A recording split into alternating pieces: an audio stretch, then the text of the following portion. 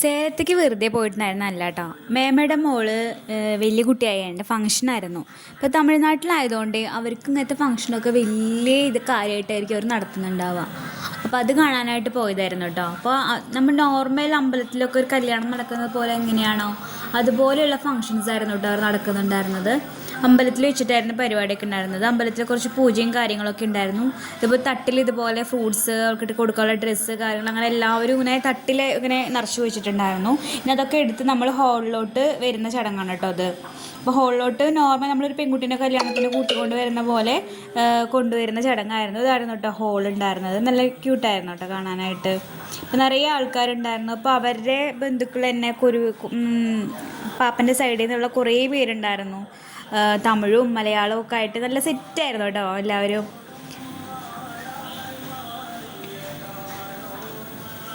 ഞാൻ ആദ്യമായിട്ടാട്ടോ അങ്ങനത്തെ ഒരു ഫംഗ്ഷനിലൊക്കെ കൂടുന്നത്.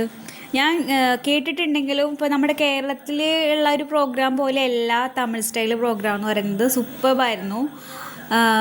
പിന്നെ ഇതായിരുന്നു കേട്ടോ അമ്മു. കുട്ടിക്കാണെങ്കിൽ മേക്കപ്പൊക്കെ ഇട്ടിട്ട് തീരെ വയ്യ ഒരു ക്ഷീണം കാണുമായിരിക്കും അല്ലേ. ഇത് മേമയും പാപ്പനും കേട്ടോ.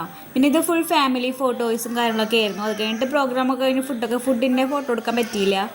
അത് കഴിഞ്ഞിട്ട് തിരിച്ച് ഞങ്ങൾ ബസ്സിൽ വരുമ്പോൾ കുറച്ച് ബസ്സിലിരുന്നിട്ടുള്ള ഫോട്ടോസൊക്കെ ചേട്ടനെ വണ്ടി ഓടിക്കുന്നുണ്ടായിരുന്നേ. അപ്പോൾ ആ ഒരു ഇതിൽ നമുക്ക് കുറച്ച് ഫോട്ടോസും വീഡിയോസൊക്കെ എടുക്കാമല്ലോ എന്ന് കരുതിയിട്ട് ഞാൻ അവിടെ കയറിയിരുന്നു.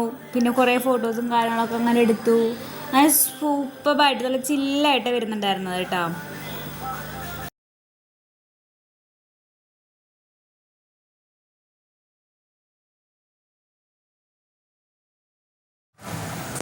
പിന്നെ എൻ്റെ കുറച്ച് കോപ്രായങ്ങളായിരുന്നു കേട്ടോ. വന്നിട്ടുണ്ടായിരുന്ന ഒരു കുട്ടിയുടെ തലയിലുണ്ടായിരുന്ന സാധനം അത്. അപ്പോൾ എനിക്കിത് കണ്ടപ്പോൾ ഇഷ്ടമായപ്പോൾ ഞാൻ പറഞ്ഞു എനിക്കിത് തരുമോ എന്ന് ചോദിച്ചിട്ട് അത് വാങ്ങി ഞാനത് കളിച്ചിരുന്നു കുറച്ച് നേരം.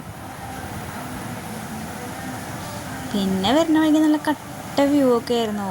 വെള്ളവും എന്തോ പുഴയൊക്കെ ഉണങ്ങി കിടക്കുന്ന പോലത്തെ ഒരു ഫീല്. നമുക്കൊക്കെ ശരിക്കും പ്രകൃതി ഭംഗി ആസ്വദിക്കാൻ എന്നൊക്കെ പറയുമ്പോൾ ശരിക്കും നമ്മളെല്ലാവരും പറയില്ല നമ്മുടെ കേരളം കാണാനായിട്ട് ബ്യൂട്ടിഫുൾ ആണെന്നൊക്കെ പറയല്ലോ. പക്ഷേ എനിക്ക് ഇപ്പോൾ തോന്നിയ കാര്യം എന്ന് പറയട്ടെ എന്താണെന്നറിയോ, അടിപൊളി സ്ഥലം എന്ന് പറഞ്ഞാൽ അടിപൊളി സ്ഥലമായിരുന്നു കേട്ടോ. അവിടെ സേലം നാമക്കല്ല് കഴിഞ്ഞിട്ട് നാമക്കല്ല് എത്തണ്ട അതിന് മുമ്പാണ് പ്ലേസ് വരുന്നത് കേട്ടോ. അവരെ കൃഷിയും കാര്യങ്ങളും ക്ലൈമറ്റും എന്ത് ഭംഗിയായിരുന്നെന്നറിയോ കാണാനായിട്ട്. ശരിക്കും അതൊരു സൂപ്പർ കാഴ്ച എന്നൊക്കെ പറയുന്നത് അതായിരുന്നു എനിക്ക് ഫീൽ ചെയ്തിട്ടുണ്ടായിരുന്നു. മലയും കുന്നുകളും പിന്നെ നോക്കുമ്പോൾ നിറയെ എന്താ പറയുക വീടുകളൊക്കെ എന്ന് പറയുന്നത് പ്രത്യേക ടൈപ്പ് വീടുകളാണ്. കുഞ്ഞു വീടുകളും വലിയ പറമ്പിൽ കുഞ്ഞു വീട് ആ ഒരു ടൈപ്പായിരുന്നു കേട്ടോ. പിന്നെ നിറയെ തെങ്ങുംതോപ്പ് കൃഷികളും വാഴ കൃഷികളും പാടവും നല്ലൊരു ഭംഗിയുള്ള ഒരു കാഴ്ചയൊക്കെ ആയിരുന്നു.